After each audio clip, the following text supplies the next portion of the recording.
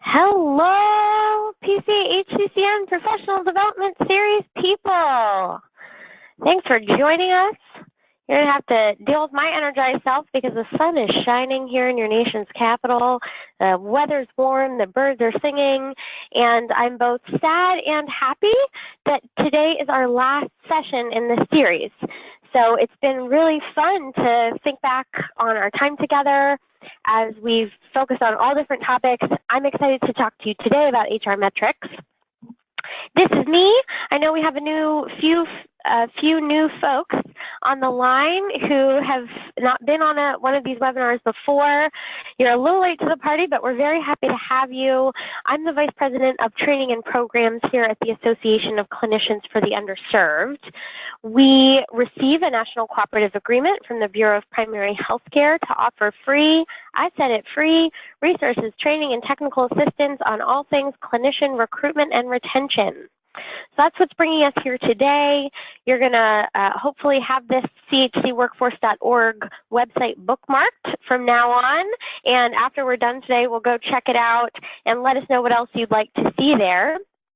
But we want to get to the matter at hand, which is our webinar today.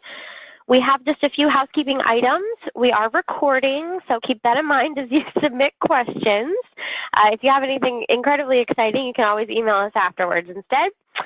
Please do ask questions as we go along, though. There's a questions chat box that's in your GoToWebinar dashboard on the right-hand side. That's where you can put in questions for myself, for our other presenter, and then also for Mariah Blake, who's the person keeping all of this working and going. Please be in touch as we go along or as you think of things later. And of course, as always, we want you to have a good time. Workforce is important. These issues are vital to our job, but there's no reason we can't have a few laughs as we go. I'm counting on you to laugh at any jokes I may happen to make. The beauty of a webinar vacuum is that I can't hear you, so I can just assume you're making those laughs. So don't make me a liar to myself, friends. We had a few goals with this series, which was taking the opportunity to build your workforce expertise as PCA and HCCN staff. Of course, we always want to highlight successes and what other PCAs and HCCNs are doing, and we want to give you the opportunity to connect with others. So hopefully you see some names on the attendee list that look familiar, or you're able to talk with others about things you learned on this series. Our goal is really to bring you all together. Today, we are going to hit a few things. We only have this hour, but I'm hoping to use some of that time to outline some key HR metrics that you may need to really know and understand. You may be working with your health centers on. We also want to talk about the potential role for a PCA HCCN. Sometimes it's really easy to understand, oh, I understand this thing related to a health center, but what would I at my organization and my position do? So we want to talk about that just a little bit. And the most important thing is you're going to hear from the famous Joni Adamson, our PCA expert today, to share what she's doing with HR metrics and kind of her experience. She's a great person to learn from and ask questions to, so we hope you'll take advantage of that as we go. We do want to hear a little bit about you, friends, who are on the line. So we are having our very first poll question. That's right, 3 minutes in, we've got a poll question. This is a high-impact kind of day. So this is really just to get us a sense of who you are and what your needs are today. As best we can, we like to tailor our comments so that it's related to things you actually care about and need, and also give us a sense of, for those of you out there, what other stuff you might need later. The first question, how would you rate your experience with HR metrics? You can say A, I couldn't even tell you. Not 100% sure I know what you mean, or maybe it's a really long story that we need to hear later over a drink. Or you could say B, I have not worked directly with HR metrics. Maybe you know about them, but you've not actually touched them yourself. Option C is I help collect, analyze some metrics now or in a previous role. Maybe you've done something previously where you were directly involved with HR metrics, but you don't do it now, or you do it now. And then D, let's call it, I have extensive experience utilizing a variety of HR metrics. So those are the self-identified experts in the webinar. We're counting on you to let us know who you are so we know who to call on later if somebody asks a question. So we're going to give you just 5 more seconds to pick the thing that's right for you, and then we're going to have Mariah close the poll and read out the results.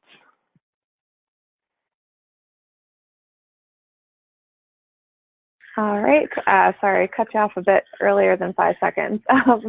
But we had 10% reporting, I couldn't even tell you. 52% reported option B, I have not worked directly with HR metrics, and 38% reported option C, I help collect or analyze some metrics now or in a previous role. We do not have any self-reported experts on the line. I shouldn't have told you I was going to call on you if you identified as an expert. That was just a little bit of an empty threat, but thank you to everyone for participating. Great to know, and interesting to see that a little over half our audience has not worked directly with HR metrics. Great news, because we're going to cover that kind of stuff, and everybody else can, again, feel free to weigh in on comments or chat if you think like, hey, I want to add something clarifying or something that really helped me when I was learning about this XYZ. HR metrics for a health center. Now there's lots and lots and lots of workforce metrics that we could talk about. There's practice management, there's compensation, there's partner data, all types of stuff. We talk about those generally, but today we really want to focus on what we might consider the more traditional kind of workforce stuff at an organization. So this is the juicy little tidbits that a lot of HR directors at health centers are asked to provide to their senior leadership or to their board, or that they ask PCAs and HCCNs about because they're getting questions. So this is all of that traditional kind of stuff. The great news right off the bat is that really systems offer a head start on a lot of these things. In fact, most systems that health centers are working with, staffing systems, HR systems, payroll systems, whatever they have, even really small health centers and of course big ones, they have some of these systems that can give them a lot of this data without some kind of a degree in Excel or analytics. It's really, for us, we think it's about the individual person's comfort with actually working with the data they get from those systems, along from really understanding the details of what they're pulling. So the analysis and utilization of the data tends to be the trickiest part that we get a lot of questions from, and probably you as a PCA HCCN might need to kind of talk through or help educate people on. The trick really is understanding that while the name of a metric may be common, not everyone is using the same definition for that metric. The calculations for most HR metrics are actually really pretty easy. It's usually dividing something by another something. It's just the specific inputs that really matter, and all of the contextual data that you're getting around those inputs that can have a real impact in what you think you're understanding and what you can actually act on. And that's another place where the PCA HCCN can have a role in bringing organizations together, is clarifying those definitions and making sure people are having the same definition for some of the specificity. I want to walk you through some specific metrics. We only have a short period of time, so I sat and I thought if I had to pick just 3 HR metrics for a health center to know inside and out and to be using regularly, and especially to be working with their PCA or HCCN, I thought I would go with time to fill, turnover, and tenure. So we're going to talk through those kind of 3 metrics. Joni's going to be talking about her experience with turnover later, which is exciting. So you'll get to see kind of how people are actually applying this out into the field. But let's just get into it. I want to make sure you understand the basic formula, why people would use it, and where some of the tricks come in. So time to fill.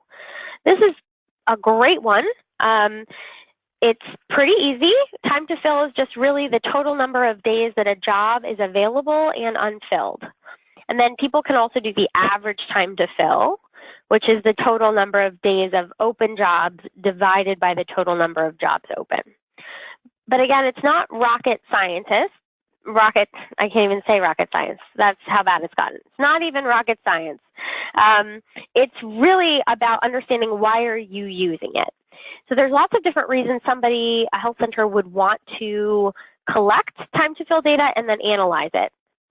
There's 4 reasons that we shared here that we've heard from health centers along the way Some of them want to know how they can make a staffing plan that will minimize vacancies. So if they know it's going to take X number of days to recruit a new medical assistant, and they know a medical assistant is leaving because she's going back to school at the end of the month, how do they make some kind of plan to address that? Other questions, how do we plan the allocation of recruitment resources based on that staffing plan?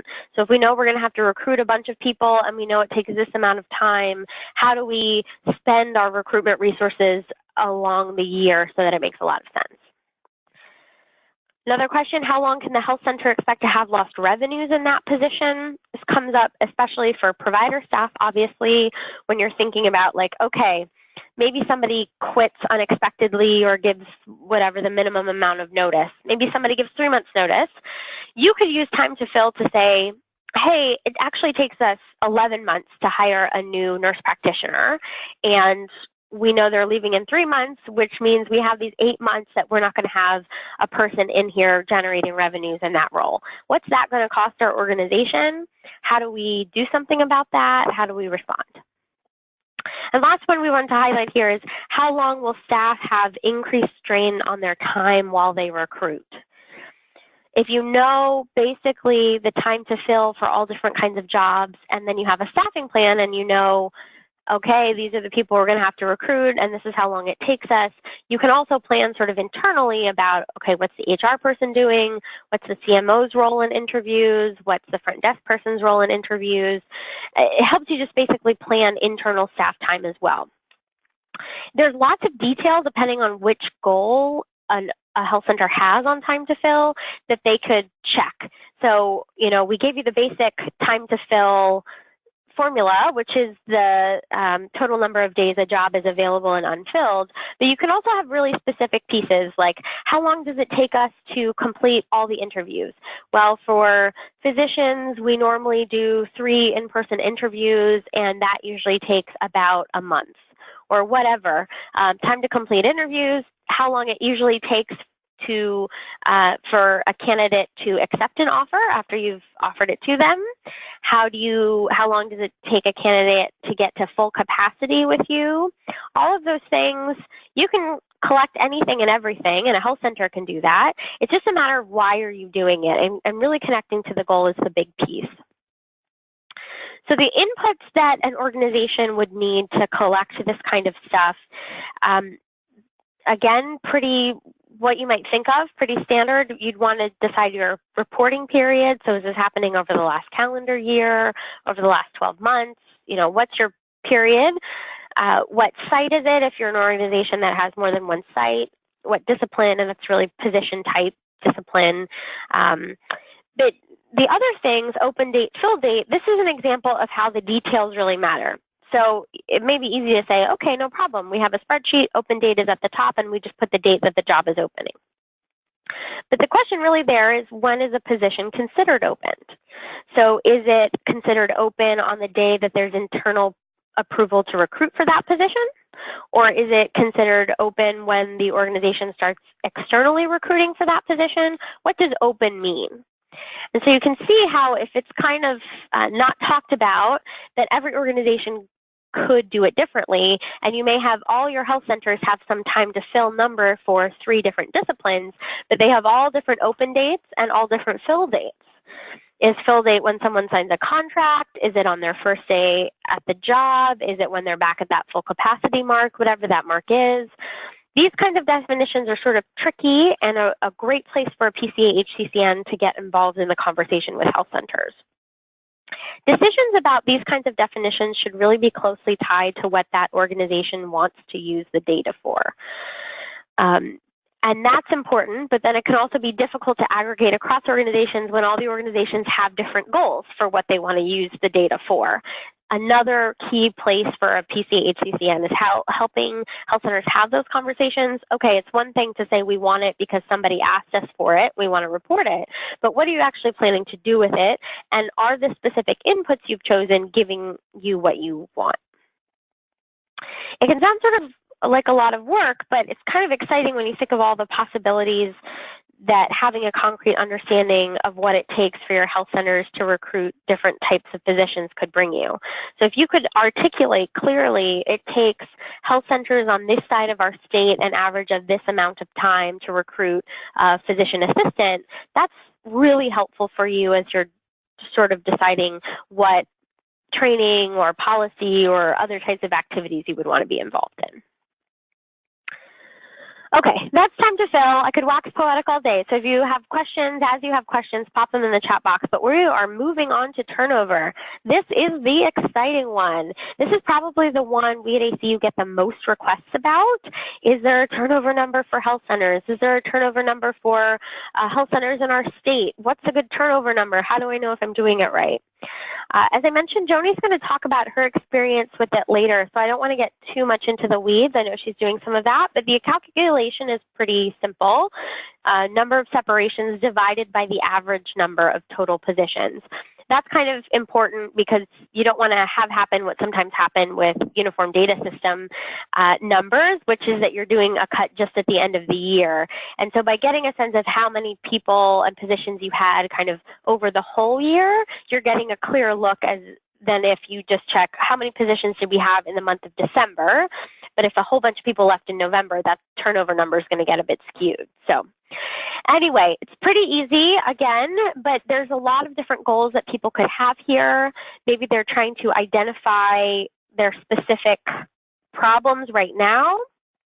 Maybe they want to understand which disciplines might benefit from focused retention strategies. So maybe they want to focus specifically on, their patient service representatives and doing something specific for them. Maybe they want to incorporate turnover into their financial planning. That health center could have no plans to do anything different on retention or workforce development, but they might need to say, okay, how is our turnover affecting our bottom line and what do we really need to be worried about? Is it a certain time of year or is it a certain site, or how are we kind of figuring that into planning? What positions should we tentatively plan to recruit for in the near future? Do you have a good sense, for example, on your turnover rate for a certain discipline? It's easy to then go look at tenure, which we're going to talk about next, and say like, some of these people are getting close to when I would have anticipated they would turn over, or we have this percentage turnover rate every year. We're not right now. Is that good? Can I count on that? Is that something I should be planning for? What conversations do I need to have? We'd really encourage you to sit down with these types of questions with your health centers and ask why they want turnover number, what are their goals, and they can have more than one goal, but it's helpful when you're trying to do some aggregation type work across many health centers to see if they have a primary goal and find out if there's a primary goal that kind of everybody can agree on. Having that goal is going to give you clarity on how much detail to include when you're doing some of these calculations and what your input definition should be. So the detail here, pretty straightforward. You could, again, look at costs. You could look at impact of managers maybe. You want to track which managers have the lowest turnover rates. That could be interesting. That could be a way to do some management development. Lots of different specifics, but again, it all comes back to the goal. For turnover, I think the trickiest input definition we see with health centers is their reporting period, which is one we sort of breezed by earlier, but turnover is tricky. Some health centers I've seen calculate it for the previous calendar year. Some of them do it just for the current calendar year, which means they're kind of adding to it every month. And so their turnover rate in January is wildly different than their turnover rate in December. What we think of as kind of a best practice is to have a running calculation that calculates across the past 12 months. So you could run turnover numbers quarterly that look at the previous 12 months. It's the closest to real time as you can kind of get, and that's when turnover data is actually the most helpful, is when it's real time. Aside from that definitional piece, most of the trick to this one is also capturing as much detail as possible and then being able to cut this metric by those little details. You can just look at straight numbers, separation date, and over the reporting period and call it a day. But if you add in all these other things, you can start to cut the numbers and get a good sense of what else is possible. So maybe which disciplines have the highest turnover? Is the highest turnover associated with a specific site? Is there a specific time of year where you see a lot of turnover? What are the most frequently cited reasons for leaving? Do dentists leave for wildly different reasons than registered nurses? All of those things are things you can look at once you have some contextual detail to this metric. And that's the kind of thing that, again, having group conversations with health centers about what's their primary goal for this data, and how does the PCA's goal align with their primary goal? Okay, and last one is tenure. This is slightly different from what some people call the retention rate, but this is basically used to find out how long employees stay. There's kind of two ways to do it. You can look at how long the current employees have been there. So you could say, oh, as of now, the average length of tenure for our employees is 7.8 years. And you're only talking about people that are currently employed.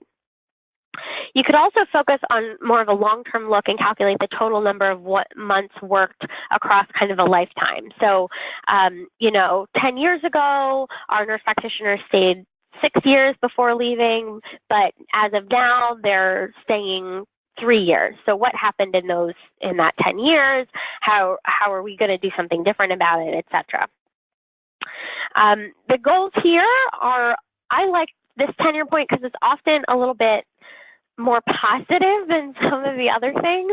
It's a lot easier to say positive things like what are our success stories, how do we learn from them, which sites have the highest tenure in which discipline, those types of things that are really focused on, hey, this is something that's going well, let's try and understand it so we can replicate it. Maybe you did a certain retention strategy for a site or for a discipline or across the organization, and you want to measure how much of an impact that had. There's lots of reasons that organizations might want to capture it, and lots of detail that you could. Again, you could cut this by any certain number of things, site, discipline, manager, et cetera. It's great to incorporate it into your Plan, Do, Study, Act, your PDSA cycles on any of your retention strategies. It's nice to check maybe sometimes if you're, let's say you used a recruiter to get providers. Really, really good to track the tenure of the providers that are placed by those external recruiters, because that's going to tell you how valuable it is for you to work with that recruiter in future. There are some key inputs here. You'll notice they look really familiar: reporting period, site, discipline, manager, etc. Definitions here again are even who the employees are that you're cataloging here, which is this for right now? Is this for over the lifetime of the organization, or do we want to cut it twice? People who have started 10 years ago and then people who started in the last year. Lots of different ways to figure out that reporting period and who's included. All comes back to what is it you're trying to do. And you can do a lot more. We'd really caution folks in general. There's a lot of key metrics that you could use. We just covered 3. A lot of key metrics that you could use, but we caution people to sort of dip your toe in before you go for a swim, which is to say that for every metric you could have lots of goals and you could have lots of these metrics: absences, cost of benefits, cost per hire, all of these things you could have, but it's really easy once you have a lot to not do anything with it. So we suggest, if you're just getting into the game with this kind of stuff, figuring out what are a couple metrics you'd want to focus on, what are a couple of primary goals for those metrics, and then kind of going out from there. There are a lot of ways that people can use it once they've settled on that. We really work with health centers and think PCAs, HCCNs have a great way to work with health centers if they're doing these top 2. One is identifying elements for a workforce plan, so using data essentially to identify your gaps or your strategies or where you need to staff for. And the second one is assessing workforce strategies in general, and that's that PDSA I mentioned, which is actually having a database approach to testing some of that recruitment retention stuff out. Maybe you started posting on a new a job board. Did that help? Maybe you changed your interview process. Did that help? Maybe you changed the way that managers give performance evaluations. Maybe that helped. But data is kind of your way to get out of that, oh, I have a good idea. No, I have a good idea. No, I have a good idea. The data really helps you focus on that. It's also really useful, and a lot of goals could be tied to just maybe you want to engage internal stakeholders. So maybe everyone in your state or region said, we really want to work on making better managers. Part of a good thing for making managers is giving them data on what they're doing and what their staff is doing. So maybe you want to decide as a group that you want to all collect absence rates and turnover rates by manager and provide that information quarterly to have them sort of be responsible for some of the retention pieces. All possible, and a good thing that's not necessarily we want to do something completely different, it's we want to help our existing staff do something better. Lots of ways to use it. No real wrong answer there. It's just kind of helpful for the health center to know why they're doing it. And then for PCA, HCCN, what are they going to do about this, right? So we have to ask you the same question, which is what is your goal in trying to work with HR data? We've heard from different folks. We've had the great real privilege to have a learning opportunity with a lot of PCAs who are working with HR data on a project we're doing, which I'll tell you about. And we heard a lot of different reasons for why people are collecting HR metrics at the PCA, HCCN level. Some of them are collecting data for their own use because they want to understand something, because they want to advocate for something, whatever. Some are collecting data for the health center use, and that's probably the biggest bucket of people. That's people who said, well, our health centers wanted us to give them good state-level turnover numbers. That would be an example for health center use. Some folks are using it to identify workforce needs and then design TTA activities. So what are the things that health centers are really struggling in? They all say they want help with recruitment, but when we look at the metrics, actually retention seems to be a bigger problem, and so we're going to do some programming on that. What is your goal in even wanting to get involved in this? And how does that goal align with health centers? And that's kind of the big trick about working with health centers if you're going to do this type of thing. We suggest sort of 4 big steps in the process. Not necessarily have to be in this order, but, you know, 1, identifying health center goals for using HR metrics. So what are your health centers trying to do, and why are they trying to do it? And is there any alignment on that? 2 is really understanding health center staff expertise in collecting and analyzing the HR metrics. As I mentioned, some people, just like our own group, some people are experts, some people have some basic knowledge, whatever, but figuring out where your group of health center is, because it doesn't help to go charging forward if a quarter of your group does not have the expertise to actually analyze or provide data in the right way, in the timely way that you want. Aligning your PCA or HCCN goals with the health center goals, really important. If you're wanting to figure out what the time to fill rate is for one purpose, and they want to fill out the time to fill rate for another purpose, that's going to be really tricky because then those input definitions could be really different. So figuring out where your goals and the health center goals are the same, again, will help you kind of cull things down and just put your big toe in that water. And then, of course, as always, as capacity builders, we've got to develop the necessary training and technical assistance to engage health centers. You know as well as I do that it can be really tough to get folks to participate in stuff, to share stuff, etc. So we do have some resources that you should keep an eye out for the next little bit. 1, I'm happy to say our recruitment retention data profiles are still alive, hooray. But this year we're finally saying goodbye to PDFs and hello to Tableau. I'm not sure if any of you have familiarity with Tableau, but it's kind of a web-based data viewing system that helps you really just cut data and have it be much more dynamic. So we're moving from the static PDFs we've been doing into Tableau. We are going to be doing testing with a small group of PCAs this month, and then doing a larger release in May. So expect to get a lot of information from us over the next month or so before we go live. As always, we're going to have data use agreements for PCAs so you can get copies of that data. We're going to give you talking points. We're going to give you a show on what it is. And so stay tuned for that, because that's going to give you some of these metrics. They're not really true HR metrics because they're aggregated up to an organizational level with the way the UDS works, but it is something, and we're happy to share it with you. We are trying to do a turnover tool of our own, which is why we've been doing interviews with PCAs who are willing to share. We really appreciate your time. We are developing a web-based tool, essentially where health centers can put in some of the numbers, and it's going to do the calculations for them and give them a personalized report. And then we'd also want to share all that raw data with PCAs for anybody in their state that uses it, and HCCNs in their network. So we're building that over the next couple of months, and then we're going to take all year, essentially, next project year, so from July onward, to kind of roll it out and work with you on it and have health centers test it and see what we can do with that, because I think getting a better sense of what this turnover specific number is along the way is going to be really important. That's what's coming up for us. We have another poll before I turn you over to our next speaker. We'd love to know kind of what's on your mind, and when we think about what your goals are, what is really at the top of your mind right now when you think, what's your biggest area of interest in collecting some of these data?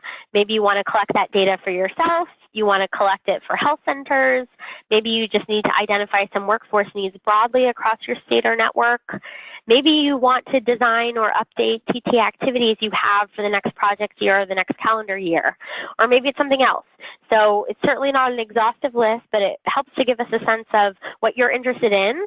Cast your vote. If it's something else, feel free to put that in chat too. We'd love to hear what you have to say about it. And I'm going to ask Mariah to close out the poll in a few seconds and read out the answers. So last chance to vote.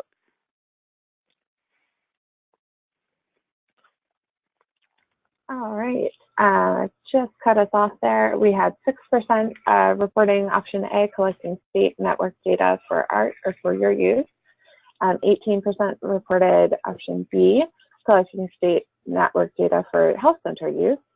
24% voted for identifying workforce needs broadly, and 41% said designing TTA activities for next year. And 12% of you said that you'd be popping something into the chat, which I'm seeing a couple of people reporting all of the interest areas or all options above. Great. Thank you, Mariah, and thank you everybody for voting and sharing. Seems like that TTA activity is a big thing, and we completely agree. That's a great place to sort of focus your efforts. All of these are good, and again, you could have multiple ones of these. It's really a question of what may be a primary goal as you're getting involved in this to begin with, because with all things, you don't want to try and do too much for too many people all at one time. And then how does your priority goal fit in with what your health centers are interested in? Because maybe they will be more willing to share with you if they understand where your goals are aligned. So I'm going to give it a break now and hand it over to a PCA expert, Joni Adamson. Joni has very deep knowledge, very deep experience with kind of all things workforce. We're really lucky to have her. And she's going to tell you about what's going on in her state, a specific effort that she's working on, and you're going to have the opportunity to ask her questions, troubleshoot some things, whatever it is you want to talk about. So with that, I'm going to turn it over to Joni. Hi, everyone. Thank you, Allison, and thanks for tuning in today. This is super exciting. One of the things that I just really adore about the STAR² Center and the ACU is how everything comes together. And we all say we love it when a plan comes together. I think most of us feel that way, at least. And so today, hopefully, what you'll see is just continuing to build upon a lot of the stuff that you've been exposed to or that you'll find out there in the resources for the STAR² Center in terms of your recruitment and retention planning. There's lots of stuff for burnout.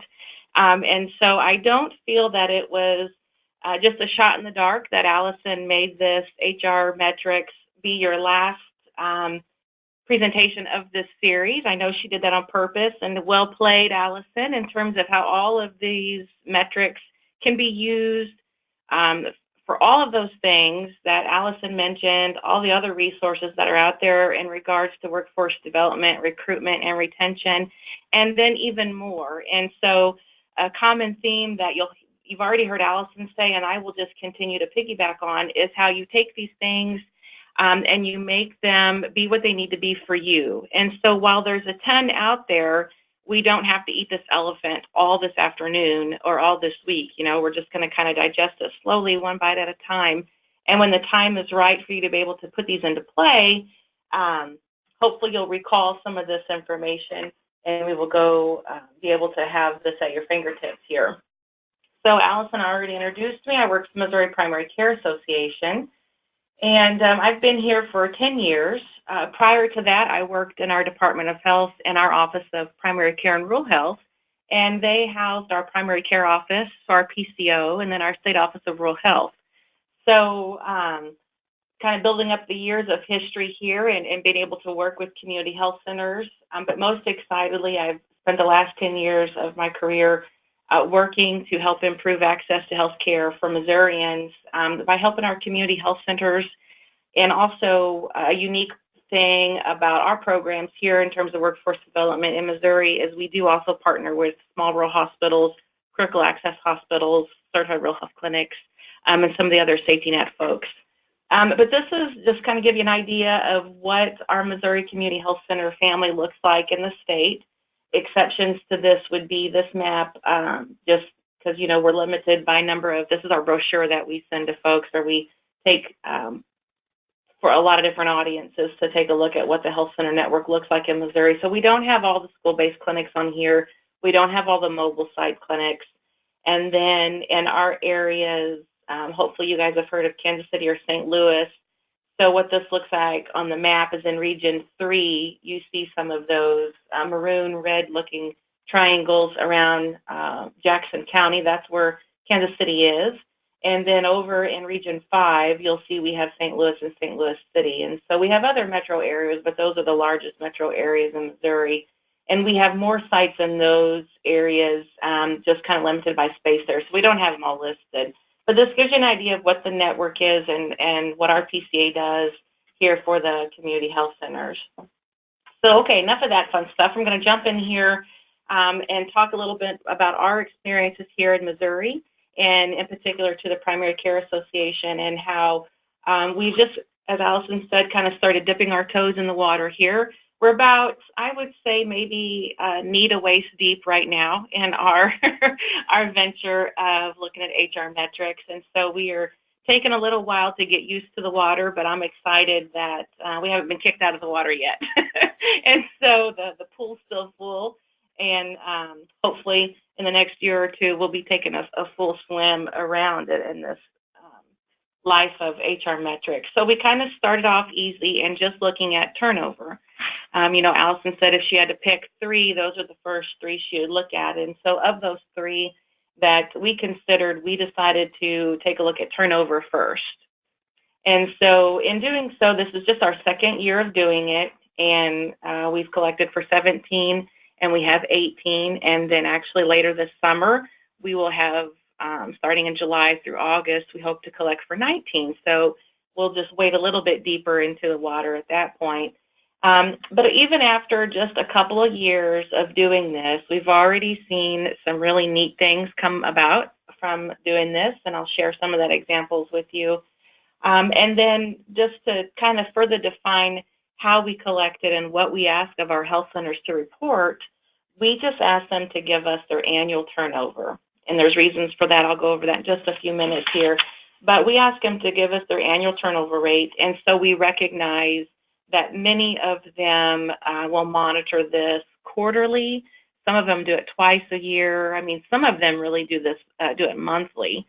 But so we ask them to, however they collect it. Right now, we've not been too specific on how they collect.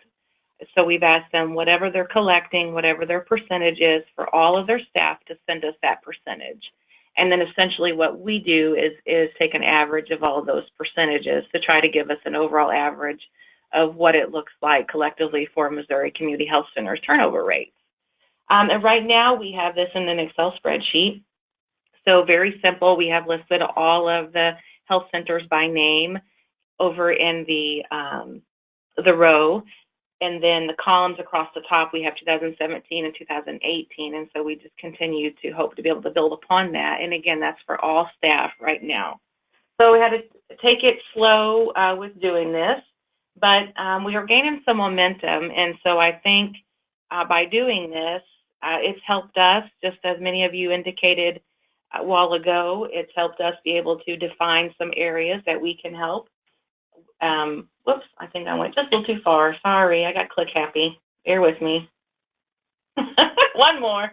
Here we go. So I'm jumping to the bottom of the slide, and then I'm going to work backwards here. That's just kind of how I roll, so hang with me, folks.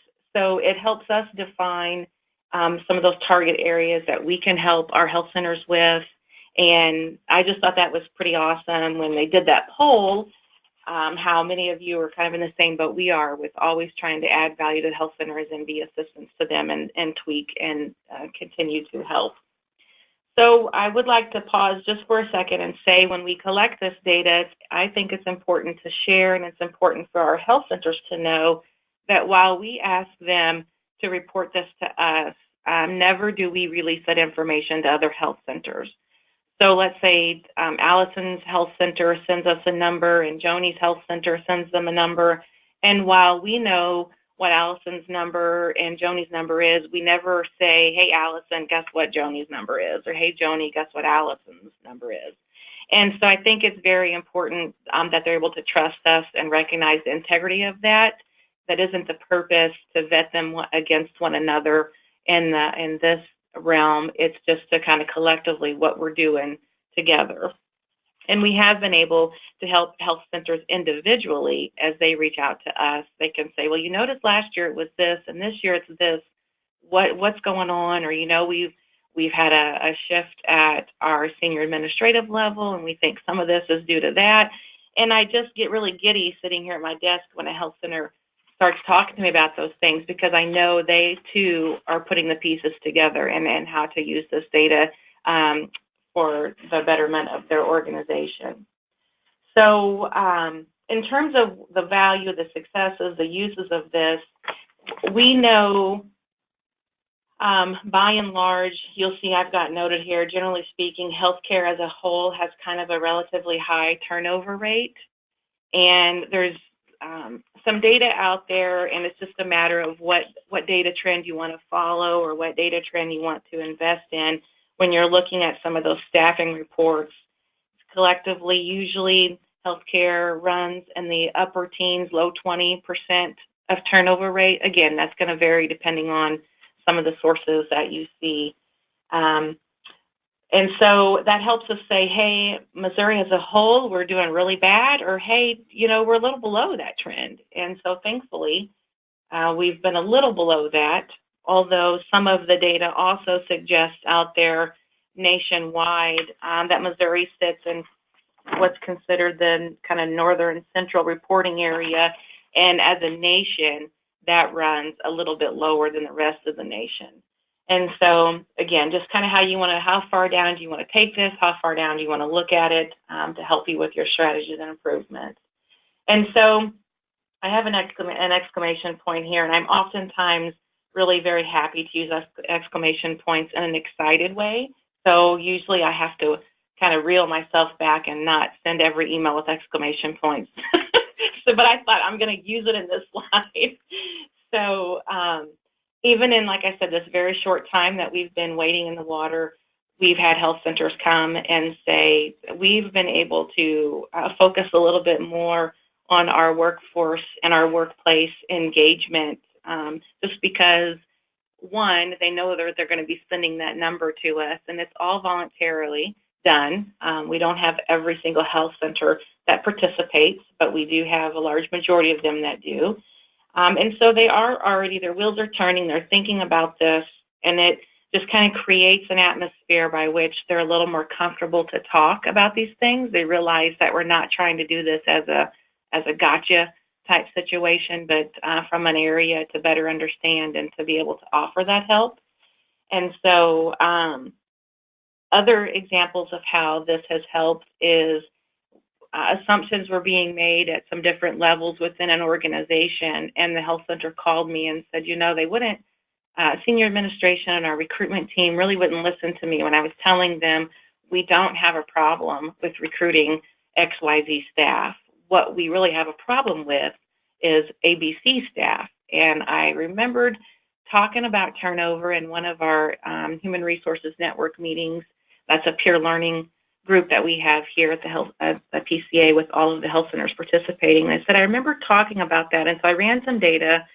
I was able to easily extract it from our payroll system and from our human resource management system. And I showed them that this is just a bizarre trend that's happening. We've had a couple people turn over in this area, but that doesn't mean that we, by and large, we have a huge problem with turnover in this part of our clinic. What we need to focus on is this area. And so she was just really excited too, and she had exclamations in her email, and then when she called me, exclamations in her voice, being able to say, I don't know if I would have thought to run those reports if we hadn't been talking about this as a group. And so that, I went home that day with a win, and that was just exciting knowing that it helped her in her day-to-day as well. And it helped them kind of refocus some resources, look at some internal processes, those types of things, all of those before mentioned exciting points that Allison had up there. So there's an example of how it can not only show good, but it can show where maybe assumptions were incorrect and they kind of just need to refocus on some areas. We also recognize that when we look at something with just a snippet of time, that more times than not does not paint the full picture. So it just gives you a few pixels of the overall picture. And so being able to do this on an annual basis and to kind of monitor it on the annual basis, I think is going to help paint a more clear picture for that. So we already talked about how we want to help the health centers get in the mindset of this. Some challenges I've already mentioned. Allison also pointed to some of these. Not everybody considers, right now we're not all using the same definition of turnover. And so I don't have to read the slide, but you can see, generally speaking, these are the areas most people consider in their calculations. But we do know some people include, if they're counting a transfer or a promotion, some people include that, not all of them do. And then right now, as I said earlier, some do monthly, some do quarterly, and some really only do it at the time of year we ask them to report annually. The good thing about this matrix is all of our health centers are on systems that they can easily extract this data.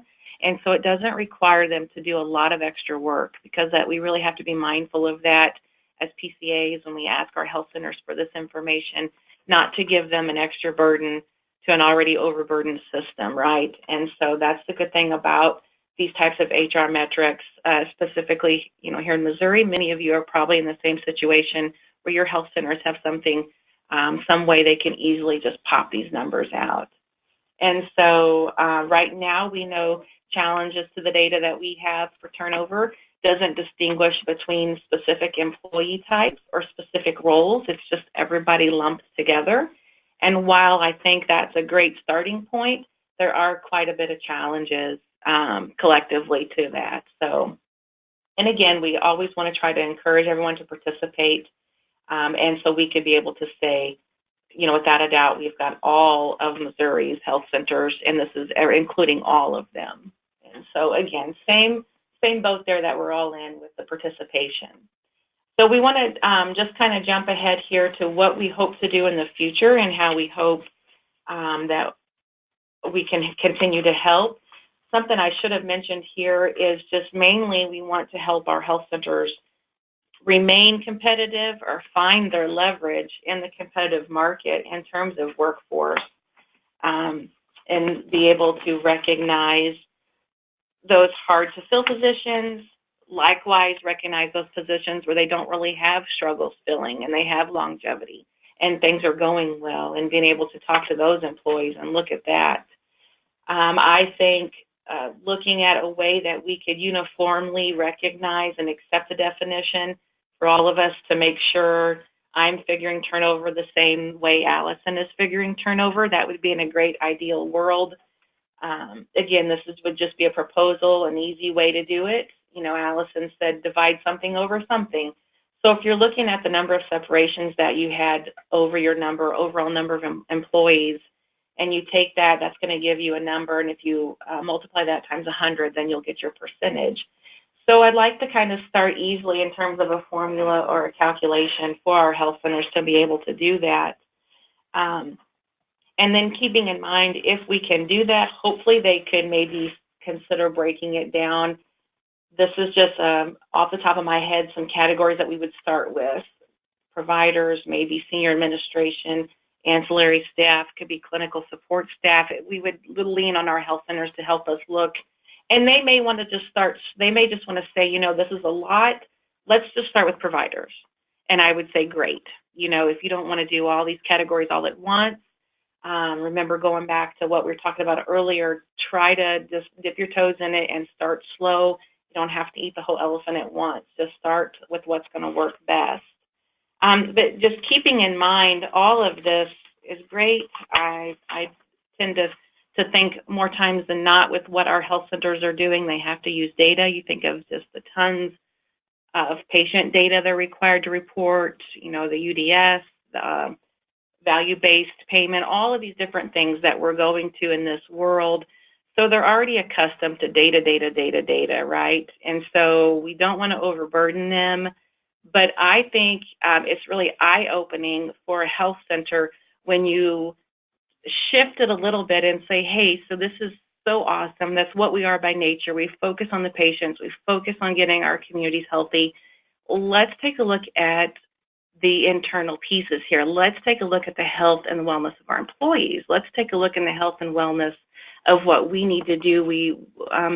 You know, they're so altruistic in nature, and they're giving, and they're doing all these other things that, you know, usually they're just not doing justice to themselves and their employees. And so being able to help them recognize that and say, you have done so many things for the community and you're going to continue to do that, but man, you're just kind of falling apart employee-wise. You're just not taking care of your employees.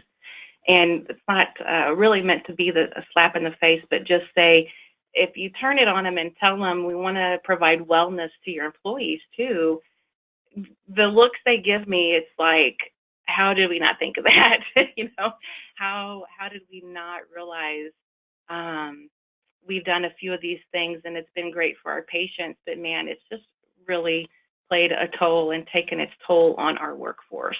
And so seeing those health centers kind of start to make these shifts and to take care of their employees, it's just been super exciting for me, and I hope you can hear that in my voice, and that's just what keeps me coming to work every day, just a small reason as to why.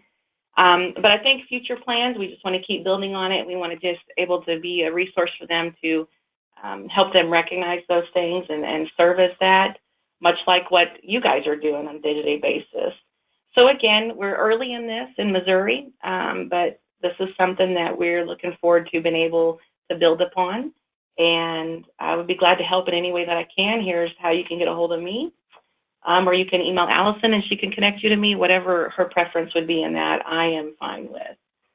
So I've got right now, someone mentioned the spreadsheets. I just now noticed that. And when I mentioned that earlier, I put Excel spreadsheet on there just to remind myself to let you know the format and the medium by which we were collecting our data. And I wanted to point that out because it doesn't have to be some super expensive, crazy software. It's just a very easy, straightforward Excel spreadsheet that we can maintain. And it kind of serves our purpose for where we're at for now. And Allison, I think I'll pause there. I know we're getting close to time, and so I'll let you take it back and let me know how else you need me to help. Great. Thank you, Joni. That was awesome. I love listening to you talk because I always feel reconnected to the purpose of why we're here, which is really just, we're just trying to help people, and we're trying to help people help people. And so sometimes it can feel tedious when we're like, oh, HR metrics, division, mathematics, Excel, kind of boring. But it's great to remember why we're doing it at all. And so I'm going to invite everybody to ask questions. Now's a great time. You can pop them into your box and let us know what you're thinking about things. I see we have some more questions about can we get the spreadsheet, or if there are other spreadsheets that people have available. And of course, we got a nice work, Joni. We are going to be having the turnover tool that I mentioned. That is really getting to the idea that Joni mentioned, which is it would be great if we all had some kind of universal definition for stuff. So I was deeply relieved when I saw her formula and the types of things she's looking for, because it's the type of thing that we have in ours. We really think of that as something that we can all build together. So I think right now we don't just have a line for providers, we have a line for all different types of physicians, and then all different advanced practice practitioners, for example. And so maybe that's good, or maybe that's too much. I don't know. We're all just trying to do our best, but we welcome any comment or question as we go along, and you get a chance to review that and get there. We have one question for Joni, and maybe you answered this, but not sure if this falls under turnover data, but I'm wondering if Missouri PCA collects the number of vacancies within health centers. If so, can you share how your team collects the data? If not, are you aware of any metrics or formulas our team could use to measure this type of data point? Good question, and I don't have a direct answer, but I can tell you what I do know. So we do have a recruitment program here that we work with to help post vacancies for our health centers, and we also do some sourcing to help drive candidates to fill those vacancies. So we have limited vacancy data. Right now, we stick to just posting those healthcare provider vacancies. So we have a really good picture of what the healthcare provider need is in Missouri, but I don't have a good picture of just workforce in general, of all the other essential staff that are at a community health center. And right now it's because of capacity issues and generally the way that people source and look for jobs.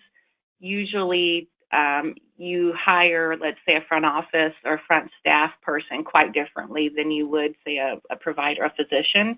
And so usually health centers, not all of them, but most of them are able to kind of keep that more of a local type search. And so our sourcing tries to reach a little bit further than the state or local. So I don't have anything right now. The UDS has very limited on that also. So to answer your question, we have a pretty good feel of provider, what those vacancies and what those needs are, and we have that broken down by specialty and type. What we don't have is all the other essential staff.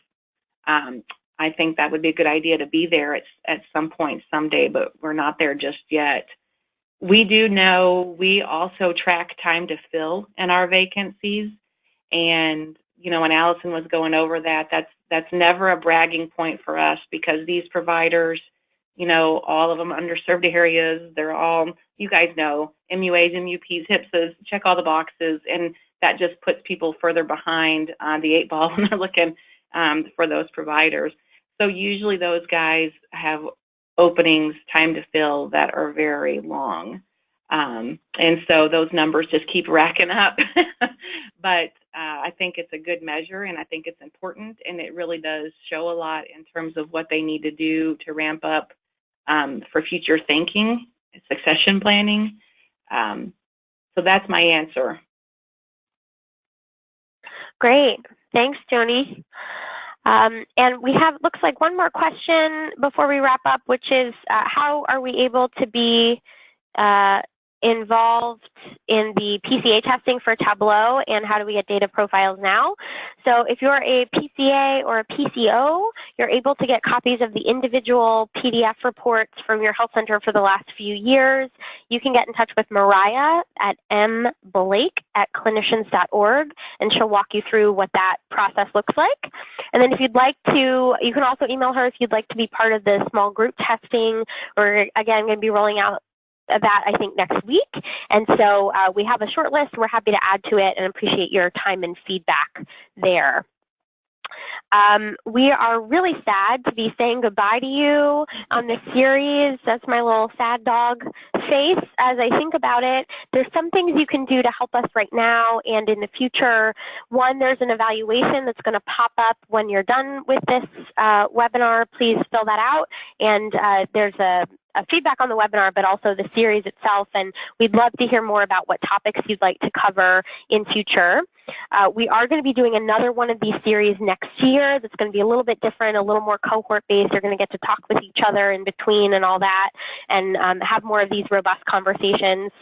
And we're going to have an in-person part of that. So more details coming probably around August, but keep your calendars and eyes and ears open for that. We also are going to host regional calls for all the primary care associations in early June. Those invitations should be coming out relatively soon.